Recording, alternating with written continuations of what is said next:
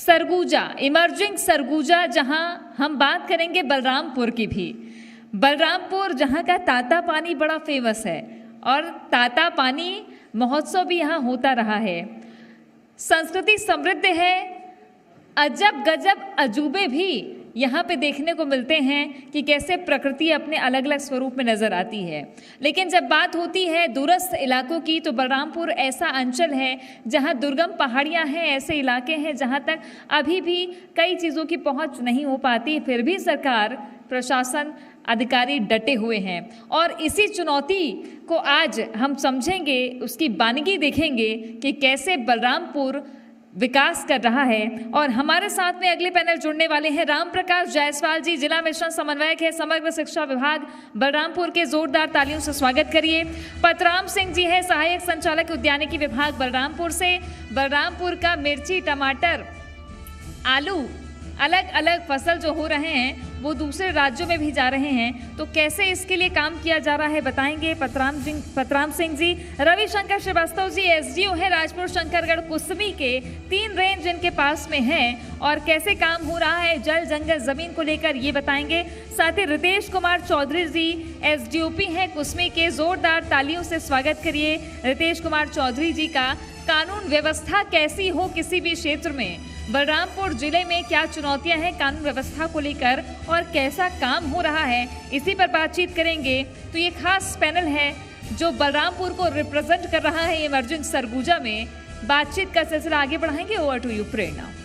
बहुत शुक्रिया तृप्ति, और आप भी आइए मुझे इस पैनल में ज्वाइन करिए। तो आपने देखा हमारे ये पैनल के जो मेहमान हैं वो अब सरगुजा को और भीतर से समझाएंगे।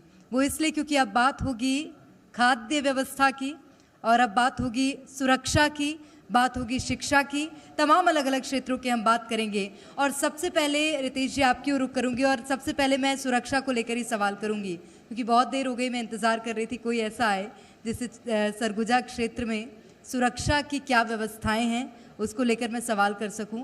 क्योंकि अमूमन ऐसे क्षेत्रों में रात को 8 बजे के बाद आपको सड़कों पर ज़्यादा लोग नज़र नहीं आएंगे, और ऐसे क्षेत्रों में आप लोगों के लिए जिम्मेदारी ज़्यादा बढ़ जाती है, गश्ती ज़्यादा बढ़ाई जाए, वो आप कैसे निर्वहन कर रहे हैं उसका? सबसे पहले तो जय जोहार आप लोगों का।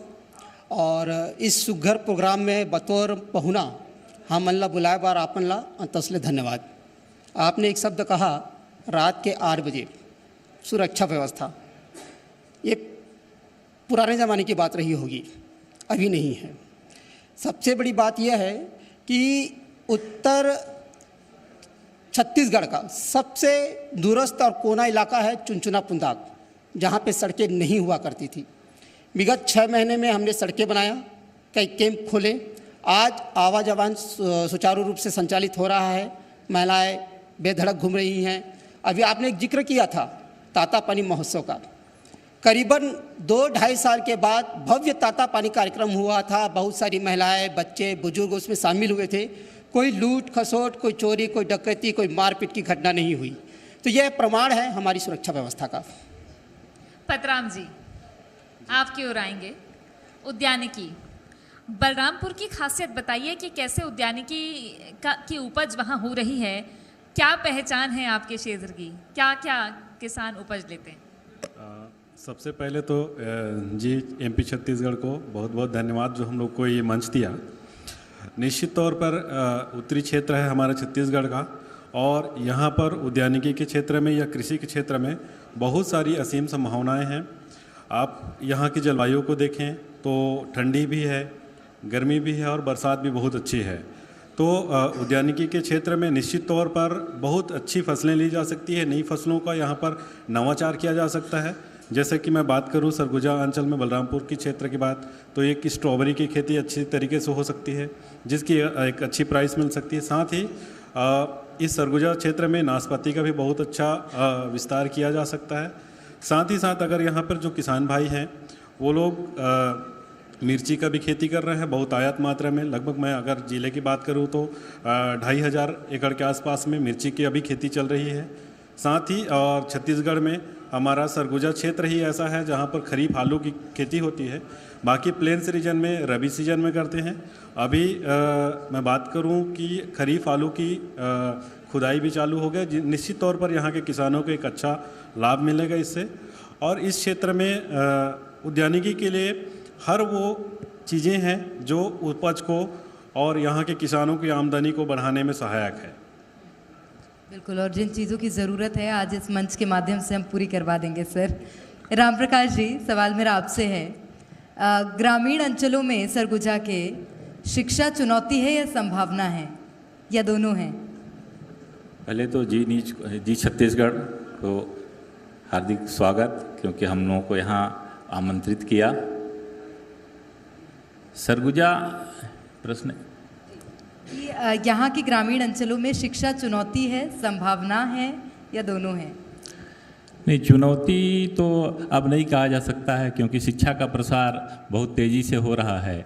और जब से सर्व शिक्षा अभियान आया, सभी बच्चों के लिए लगभग दर संख्या मतलब हर गांव में स्कूल खुल गया, हाई स्कूल खुल गया। तो अब चुनौती तो नहीं कहा जा सकता है, बस जागरूकता की बात है। लोग पहुंच रहे हैं स्कूल में। शिक्षक हर साल सर्वे होता है, शिक्षक घर घर जा कर के बच्चों का सर्वे करते हैं। इसलिए अब चुनौती का बात यही है, ये शिक्षा के प्रति सब लोग जागरूक हो गए हैं। बिल्कुल, बच्चे तो जा रहे हैं, शिक्षक पहुंच रहे हैं कि नहीं? शिक्षक भी पहुंच रहे हैं प्रति हर मतलब जैसे जैसे थोड़ा शुरुआत में दिक्कत था, लेकिन मॉनिटरिंग सिस्टम धीरे धीरे दुरुस्त हुआ है। और प्रति वर्ष कुछ न कुछ नया मॉनिटरिंग सिस्टम लेकर के जैसा जिला प्रशासन रहता है उसके हिसाब से आता है। और शिक्षक अपने समय पर स्कूल पहुंच रहे हैं, क्योंकि उनके लिए हमारे ज़िले में तो ऐसी व्यवस्था की गई है इस वर्ष में कि जीपीएस सिस्टम से उनकी उपस्थिति होती है। GPS system? हाँ, जीपीएस कैमरे से। अच्छा। मोबाइल से अपना जीपीएस कैमरा लोड करते हैं और 10 बजे जब शिक्षक पहुंचते हैं तो प्रेयर के समय उपस्थिति देते हैं, और 4 बजे जब छुट्टी होता है तो भी अपना जीपीएस से कैमरा ग्रुप में भेजते हैं फोटो खींच मतलब करके। तीसरी आंख लगी हुई है ना? तीसरी आंख। मॉनिटरिंग अच्छी हो, इसके लिए इसका एग्जीक्यूशन कैसा हो रहा है, इस पर भी बात करेंगे आपसे। रविशंकर श्रीवास्तव जी, मैं आपसे समझना चाहती हूँ कि आपके पास राजपुर, शंकरगढ़ और कुसमी, चूँकि बलरामपुर काफ़ी बड़ा क्षेत्र है, जंगलों से आच्छादित है, तो इस रेंज में क्या विशेषता है, कौन से वनोपज होते हैं, वन अधिकार पट्टों की क्या स्थिति है, कैसा काम कर रहा है प्रशासन वहाँ और वन विभाग? माइक ले लीजिए सर, आपकी आवाज़ जाएगी, बलरामपुर तक जाएगी अंबिकापुर से। बोलिए। हाँ, पहले मैं जी मध्य प्रदेश छत्तीसगढ़ को धन्यवाद देता हूँ कि हम लोग को मंच पर मौका दिया है। बलरामपुर वनमंडल बहुत बड़ा एरिया है, जंगल से प्रभावित है। यहाँ जो है लगभग 3,003.954 वर्ग किलोमीटर में जंगल से आच्छादित है। 54% जंगल जो है 54% जंगल से आच्छादित है पूरा एरिया। और रहा बात कुसमी का, कुसमी पहाड़ी क्षेत्र है और वहाँ बॉक्साइट के लिए फेमस है, वहाँ बॉक्साइट निकलती है। और पर्यटक स्थल के लिए कहे तो गौरलटा पहाड़ी है, जिसमें पर्यटक लोग आते हैं, चढ़ते हैं, घूमते हैं। सबसे ऊंची छत्तीसगढ़ का छत्तीसगढ़ की सबसे ऊंची चोटी है, जिस पर वो जो है आते हैं। अभी हाल में रायपुर से आए थे तो पर्वतारोही लोग बीच बीच में आते रहते हैं। उसी प्रकार शंकरगढ़ वो साल प्रधान क्षेत्र है और मिश्रित प्रजाति के जंगल है। वहाँ एक चावल जो है वो फेमस है, फेमस के लिए शंकरगढ़ है। वहाँ का चावल बहुत खुशबूदार होता है और वहाँ हर जगह पूरे क्षेत्र में वहाँ का चावल जाता है, मांग है। और राजपुर भी आपका खनिज संपदा है, वहाँ कोयला वहाँ से उत्खनन होता है और हाथी प्रभावित क्षेत्र भी है। राजपुर हमेशा जो है हाथी आते जाते रहते हैं।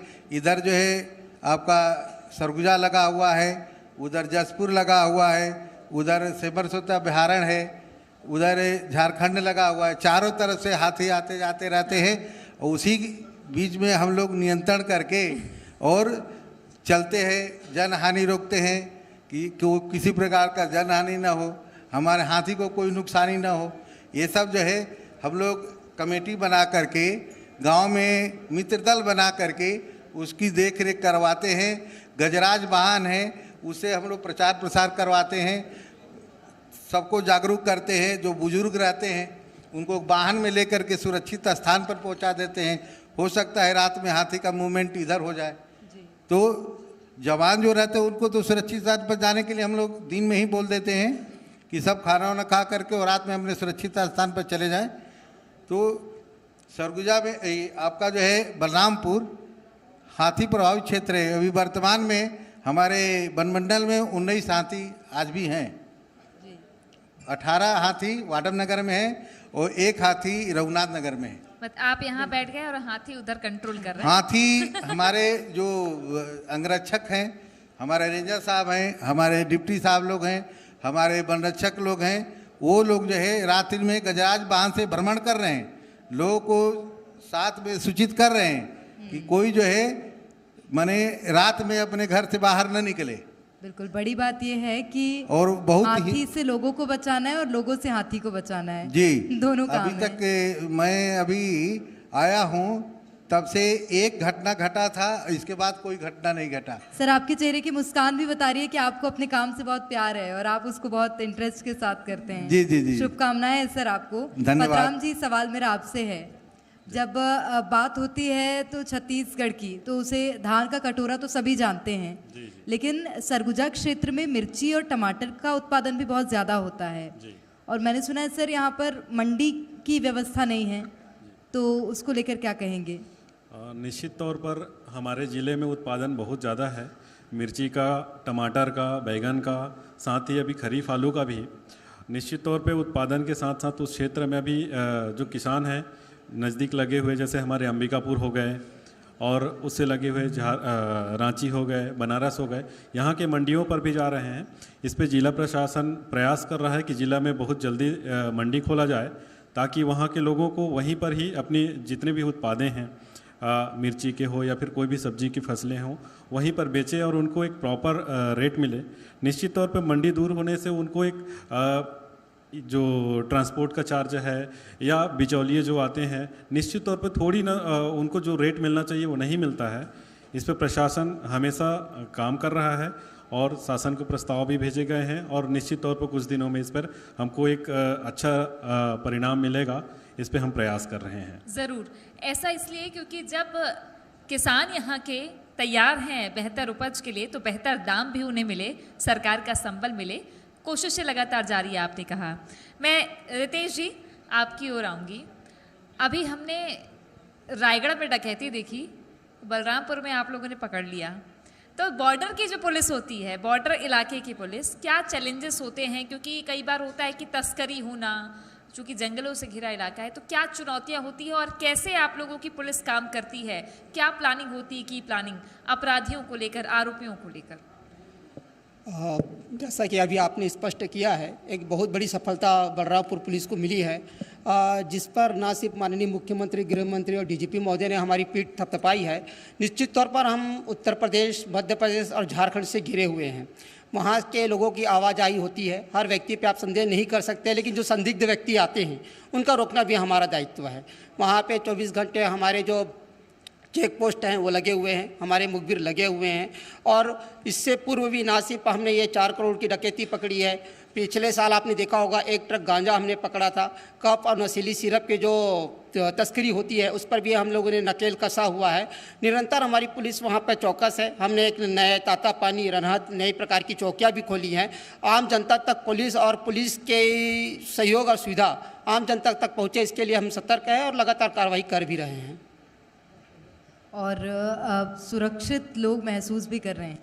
जब आप जैसे पुलिस अफसर हों तो सुरक्षित महसूस करना लाजमी है सर। मैं लौटूंगी आपके पास। धन्यवाद। राम प्रकाश जी, मेरा सवाल आपसे है, सुरक्षा के साथ साथ शिक्षा की बहुत ज़रूरत होती है, और अब तो क्योंकि स्वामी आत्मानंद स्कूल खुल ही गए हैं और ग्रामीण अंचलों में भी वो खुले हैं, उससे कितना बदलाव आया है शिक्षा शैली में छत्तीसगढ़ की? स्वामी आत्मानंद स्कूल खुलने से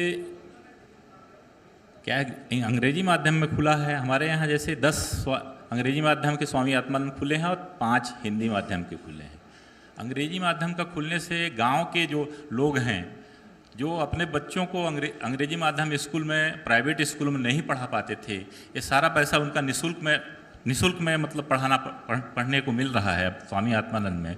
ये जो सरकार का स्कीम आया स्वामी आत्मानंद बच्चों के लिए बहुत ही कारगर है। और एडमिशन के समय तो ऐसा होड़ लगता है कि मतलब सब लोग, बड़े बड़े लोग भी और छोटे लोग भी, सब लोग आवेदन करते हैं, कोशिश करते हैं कि हमारे बच्चे का स्वामी आत्मानंद में हो जाए, और इससे बहुत फायदा हो रहा है लोगों को। रिजल्ट्स में भी इस बार रिजल्ट में भी अच्छा, स्वामी आत्मानंद का रिजल्ट हर जगह 100% ही है। अच्छा, तो अन्य सरकारी स्कूल भी क्या उससे कुछ अन्य सरकारी स्कूलों में पढ़ाई हो रहा है, ऐसा नहीं है।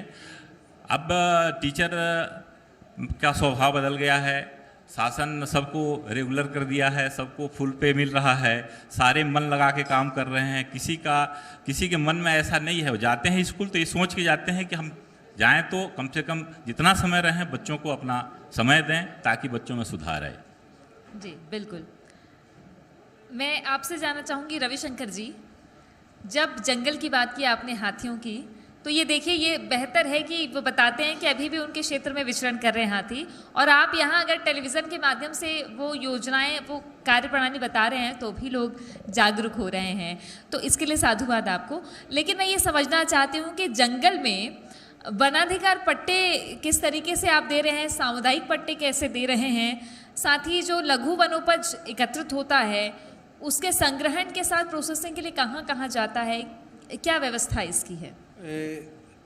अब क्वेश्चन ठीक की है। क्या है, जब जिस जंगल में हाथी रहता है उस जंगल में हम लोग ग्रामीणों को जाने से मना कर देते हैं, और वो जो है वनोपज का लाभ कम मात्रा में ले पाते हैं। और वो हाथी अगर दूसरे और मूवमेंट कर जाएगा तब उनको बोलते हैं कि आप लोग जंगल जा सकते हैं। और अभी जैसे मानते हैं कि हाथी हमारा जो विचरण कर रहा है, तो उस एरिया के चारों तरफ के लोगों को, ग्रामीणों को हम लोग घूम करके बेकायदे जो है मुनादी करा करके और सूचना देते हैं, और सभी लोग को बोल देते हैं कि वो जो है जंगल के अंदर न जाएं। अगर तेंदू पत्ता टूटने का सीजन भी रहेगा तो उस दिन वो भी नहीं जाएंगे, उस दिन भी नहीं जाएंगे, क्योंकि जान है तो जहान है ना। इसलिए जो है हम लोग कोशिश करते हैं कि हमारे ग्रामीणों को कोई नुकसानी हाथी से, जानवर से न हो। इसलिए हम लोग का प्रयास रहता है कि ज़्यादा से ज़्यादा जो है ग्रामीणों को सुरक्षित रखें। तो उसके लिए समाधान क्या सर? मुनादी ही है बस? मुनादी कराते हैं, टार्च बांटते हैं, फिर आपको जो है मिर्ची का वो बनाते हैं, धुआं बोलते हैं कि करो अपने घर के सामने में, ताकि हाथी अगर उधर आएगा तो मिर्ची के धुआं से वो जो है वापस हो जाएगा। और मसाल बना के देते हैं, मसाल जो है बांस के वो डंडा में उसको करके और मिट्टी तेल डाल करके मिर्चा को करके और फिर उसको जलाते हैं ताकि माने उसको देख करके हाथी भागे, गांव में ना आए। सर इसका कारण क्या है? इतना ज़्यादा हाथियों के हमले मैंने इससे पहले भी कई बार खबरों में पढ़े हैं। ये इसका कारण ये है कि हाथी रहवासी क्षेत्र में आ रहे हैं या रहवासी हाथियों के क्षेत्र में जा रहे हैं? क्या है, वो हाथी जो है, हाथी जंगल में दिन भर जंगल में रहते हैं, रात को उनका मूवमेंट जो है गांव की ओर होता है, क्योंकि गांव में अभी जैसे मानते हैं मकई का फसल है ना, तो धान है, तो ये सब खाने के लिए उनको नज़दीक में मिल जाता है, इसीलिए गांव की ओर मूवमेंट करते हैं। और बहुत कम जो है घर तोड़ते हैं, क्योंकि उनको खाने का पूरा पर्याप्त खेतों से मिल जा रहा है। हाँ, ऐसा होता है कि खुशबू से अनाज के हाथी आ जाते हैं, और ये स्वाभाविक है। कई बार हम देखते हैं ये कहना ये होगा कि हाथी ने हमला कर दिया या हाथी पर हमला कर दिया, ये स्वाभाविक संघर्ष है जिसको कंट्रोल करने की आवश्यकता है, जिसके लिए वन विभाग बखूबी काम कर रहा है, हमने देखा भी है। मैं आपसे जानना चाहूँगी शिक्षा को लेकर, चुनौतियां जिस तरीके की रहती है, आज भी कई ऐसे इलाके हैं जहाँ पे स्कूल बच्चे ड्रॉप आउट कर जाते हैं या जा नहीं पाते। आज भी ऐसे कुछ जनजातियों में, कई पिछड़े इलाकों में, वहाँ के लिए क्या योजना आप लोगों की कि कैसे स्कूल आने वाले बच्चों की संख्या बढ़ाई जाए और कोई बच्चा स्कूल ना छोड़े? ड्रॉप आउट का संख्या दिन प्रतिदिन कम हो रहा है, इसलिए कि अब स्कूल स्तर पर एसएमसी, एसएमडीसी का चयन हुआ है, गठन हुआ है, जिसमें हर महीने में शिक्षक एसएमसी के साथ बैठक करते हैं। जो बच्चे नहीं आते हैं उनको उनके पालकों को बताते हैं, और शिक्षक भी जो बच्चे जिस दिन नहीं आए उनके घर जाके संपर्क करते हैं। तो ड्रॉप आउट का संख्या धीरे धीरे कम हो रहा है। शिक्षा के प्रति लोगों का जो है कि जागृति आ गया है, और हमारे ज़िले में तो ड्रॉप आउट इसकी स्थिति कम हो गई है। बिल्कुल, और ये ज़रूरी भी है कि प्रत्येक बच्चे तक शिक्षा का लाभ पहुंच सके। पतराम जी, मेरा सवाल आपसे है। मैं इससे पहले आपसे पूछ रही थी कि सर मंडी की व्यवस्था यहाँ नहीं है, आपने बताया कि जल्द होगी, लेकिन अभी उसके लिए वैकल्पिक व्यवस्था क्या है? क्या करते हैं किसान यहाँ के अभी?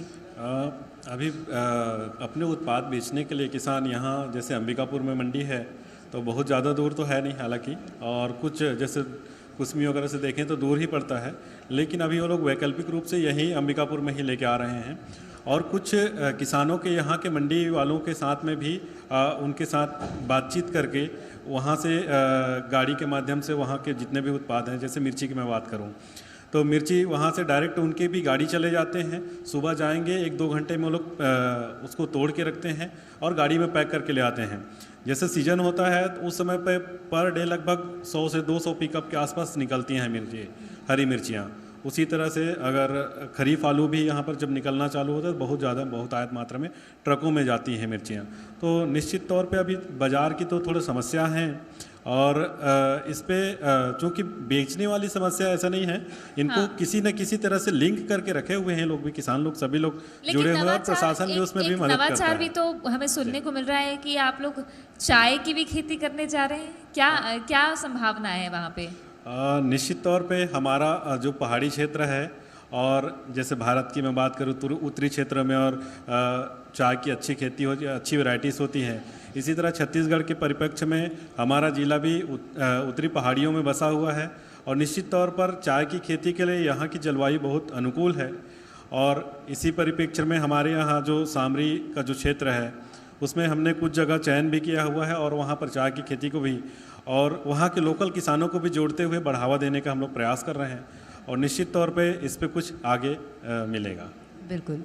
रितेश जी, मेरा सवाल आपसे है, क्योंकि रात 8 बजे, जिसको आपने भी हाईलाइट किया था, मैंने भी हाईलाइट किया था, उसके बाद बहुत से अपराध बढ़ते हैं। और अगर मैं थोड़ा सा और आगे जाऊं सरगुजा क्षेत्र से, तो अगर हम राजधानी की बात करें तो जिस तरह से वहाँ पर चाकूबाजी की घटनाएं देखने को मिलती हैं, कि यहाँ पर भी इस तरह के मामले आते हैं, और अगर आते हैं तो उसको पुलिस विभाग कैसे कंट्रोल करता है? यहाँ के परिदृश्य थोड़ा अलग है। यहाँ के अधिकांश लोग आदिवासी हैं और बहुत भोले वाले हैं। राजधानी रायपुर और यहाँ के परिवेश में बहुत अंतर है। जहाँ तक बात किया जाए चाकूबाजी की, तो वो घटनाएं कम हैं। एक्सीडेंटल हो गए, शारीरिक संबंध हो गए, बलात्कार हो गए, मतलब या यूँ कहें कि पिछले कुछ सालों पहले आप एक शब्द सुना करते थे, मानव तस्करी, लेकिन हम गर्व से कह सकते हैं कि पिछले 2 सालों में आपने ये शब्द नहीं सुना होगा। तो ये हमारी लगातार हम लोगों से जुड़ने की, लगातार कार्रवाई करने की, अपराधियों को न्यायालय पहुंचाने की, उनको सजा दिलाने की जो हमारी सशक्त कार्रवाई है, यह उसका परिणाम है कि महिलाएं बहुत सुरक्षित है और अपराधों के ग्राफ में भी काफ़ी कमी आई है। और चूँकि मैंने पहले ही जिक्र किया कि आपने जो बताया उपलब्धि, तो पुलिस की चुनौती यहाँ पे क्या है? बॉर्डर इलाकों की पुलिस की चुनौती कभी आपने देखा है कि लोकल का सपोर्ट कितना मिलता है? कई बार होता है ना कि हमको क्यों पकड़ लिया, एक राज्य से दूसरे राज्य में जाते हैं। देखिए, हमारे जो एसपी साहब है डॉक्टर लाल उमेन साहब, उनका एक यूनिक विज़न था भी, और आप लोगों ने महसूस भी किया होगा कि 15 अगस्त को हमें Guinness book of world record का एक अवार्ड भी मिला है। हमने गांव-गांव में एक खेल समिति बनाया हुआ है। पूरे गांव में लोगों को हमने जोड़ा है। डायरेक्ट वो हमसे फ़ोन में बात करते हैं, व्हाट्सएप ग्रुप में हमने जुड़ा हुआ है। हर व्हाट्सएप ग्रुप में करीब 10-10 हज़ार लोग हमसे जुड़े हुए हैं। मैं एक गर्व के साथ कह सकता हूं कि अब आपको थाने आने की आवश्यकता नहीं है। आप अपने मोबाइल में अभिव्यक्ति ऐप लॉन्च कर लीजिए, आपकी जो शिकवा है, जो शिकायत है, आप तत्काल हम तक पहुँचाइए, हम उसका निराकरण करेंगे। तो इस प्रकार हम बहुत जनहितैषी हो गए हैं और जनता के बहुत करीब जा चुके हैं। मतलब सोशल पुलिसिंग भी बहुत शानदार हो रही है। आखिरी सवाल लूंगी मैं आपसे, श्रीवास्तव जी आपसे सवाल लूंगी कि कैसे जंगलों से रोजगार पनप रहा है, और उसके बाद आपसे कि कोदो कुटकी का उत्पादन कितना। हमारे यहाँ जो है जंगल में अपना जो है पौधा लगाते हैं, जैसे हर साल जो है पौधा लगाते हैं। दूसरा तेंदू पत्ता खरीदी करते हैं। तेंदू पत्ता में इस साल जो है 2022-23 सीजन में 77,000 हितग्राहियों मैंने संग्राहकों को 36 करोड़ 42 लाख रुपए का ऑनलाइन भुगतान किए हैं। मैंने 77,000 संग्राहकों को और 36 करोड़ 42 लाख का भुगतान ऑनलाइन रायपुर से हुआ है। वाह। तो इतने लोग को हम लोग जो किए, फिर उसी प्रकार से बोनस भी अभी दिए हैं 2022 में। हाँ। लगभग 1,93,00,000 4,250 हितग्राहियों को दिए हैं। मतलब आप लोग सीधे जंगल से रोजगार को भी जोड़ रहे हैं। जी। और ये कड़ी जो है वो ऐसे ही जुड़ती जाती है तब जब सरकार की योजनाओं को फलीभूत करते हैं अधिकारी। और जहाँ तक न्याय व्यवस्था और सुरक्षा की बात हो तो जैसे कि बताया हमने रितेश चौधरी जी ने कि Guinness book of world record, तो एक बार तालियां हो जाए बलरामपुर के लिए। और बलरामपुर को रिप्रेजेंट करते हुए अधिकारी, बहुत शुक्रिया आप लोगों का हमारे साथ जुड़ने के लिए। ओवर टू यू प्रेरणा। बहुत शुक्रिया तृप्ति। तो हमारे सभी खास मेहमानों को सम्मानित करने के लिए मैं मंच पर आमंत्रित करूंगी हमारे एडिटर मोहित सिन्हा जी को। सर प्लीज़ आप मंच पर आइए और हमारे आज की इस चर्चा को और सार्थक बनाइए हमारे मेहमानों को सम्मानित करके। तो आज हमने चर्चा की इस पैनल में छत्तीसगढ़ में सबसे जो मुख्य विषय है, खासतौर पर सरगुजा की अगर हम बात करें, शिक्षा, इसी के साथ यहाँ के किसान किस तरह से अपनी खेती को, अपनी उपज को बाहर ले जाते हैं, बाहर बेचते हैं, उन तमाम बातों पर हमने जिक्र किया। इसी के साथ सरगुजा में क्या मॉडल है सुरक्षा का, ये सबसे महत्वपूर्ण जिस पर हमने आज बातचीत की है। और दूरस्थ अंचलों में किस तरह से प्रयास किए जा रहे हैं, खासतौर पर हाथी प्रभावित क्षेत्र में कैसे प्रयास हो रहे हैं, इन तमाम बातों का जिक्र, इन तमाम बातों की चर्चा हमने आज इस पैनल में की है। इसी के साथ हमने जानने की कोशिश की कि इन तमाम क्षेत्रों में और क्या ज़रूरत है और उन ज़रूरत को कब तक पूर्ण किया जाएगा। तो हमारे साथ इस पैनल में थे रितेश कुमार चौधरी जी, राम प्रकाश जायसवाल जी, पतराम सिंह जी, रविशंकर श्रीवास्तव जी, और सभी से हमने बातचीत की उनके क्षेत्र में उनकी क्या उपलब्धियां हैं और किस तरह से वहाँ पर सरगुजा आगे बढ़ रहा है, वहाँ के लोग आगे बढ़ रहे हैं।